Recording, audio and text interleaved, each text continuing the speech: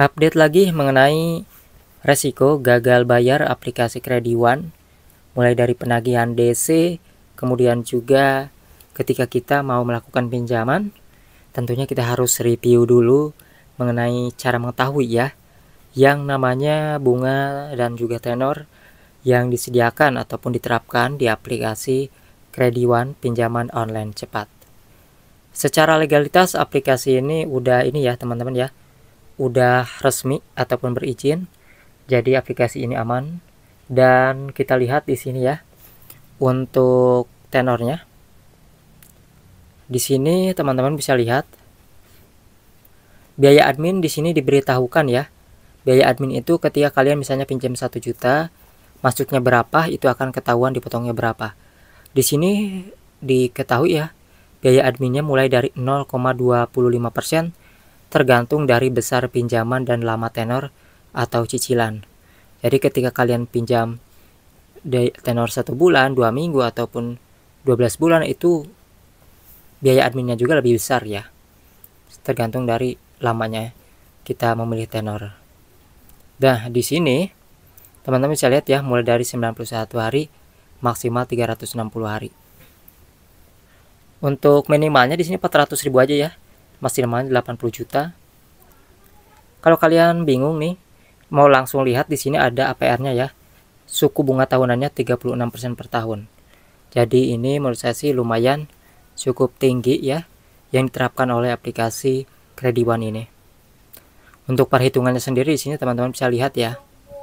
Ini maksimum APR 36%, yang bawah bunga tahunan APR 14%. Jadi itu maksimalnya, ini minimalnya, kurang lebih kayak gitulah. Nah, ini ada perhitungannya juga kalau misalnya teman-teman bingung.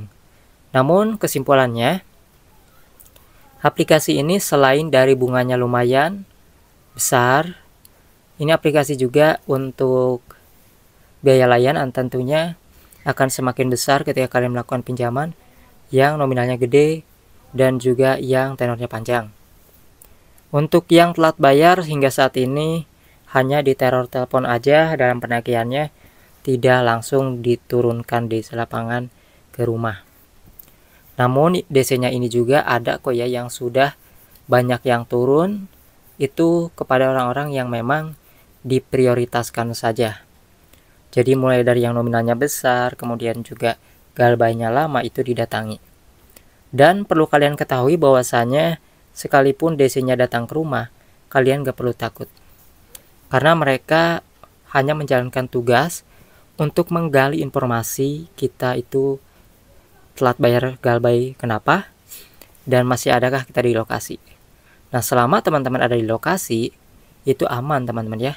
Mau didatangi DC berapa kali pun, kalian tinggal katakan aja belum ada uang. Kalau udah ada uang nanti juga dibayar. Dan mereka pun tidak bisa memaksa kok kalian harus bayar pada saat itu. Jadi ketika didatangi, kalian tidak wajib menyediakan uang ya. Nanti aja kalau uangnya sudah ada. Jadi seperti itu. Kalian gak perlu panik. Dan di sini kalau misalnya ada teman-teman yang mau share keluh kesahnya pinjam uang di aplikasi ini dari segi mananya, silakan aja tulis di kolom komentar. Dan yang pasti di sini aplikasinya untuk legalitas masih aman, untuk biaya layanan tergantung dari tenor dan juga nominal pinjaman, dan untuk DC-nya sudah ada dan tidak selalu turun ke lapangan. Jadi tidak disamaratakan ya. Orang yang galbay, orang yang telat bayar itu tidak disamaratakan. Pada dari itu buat teman-teman gak perlu panik lagi. Ya, seperti itu aja updatean pinjaman online Krediwan.